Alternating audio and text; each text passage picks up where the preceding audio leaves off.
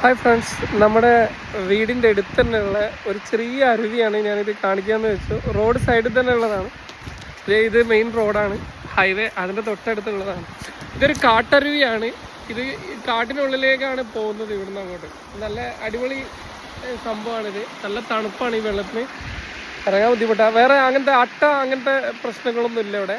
നല്ല സൂപ്പർ വെള്ളമാണ്, ക്ലിയർ വാട്ടറാണ്. ഞാൻ കറക്റ്റായിട്ട് കാണിച്ചുതരാം. നല്ല അതിൻ്റെ കളകള സൗണ്ടും ഇതായിട്ടുള്ള നല്ല ക്ലിയർ വാട്ടറാണ് ആക്ച്വലി.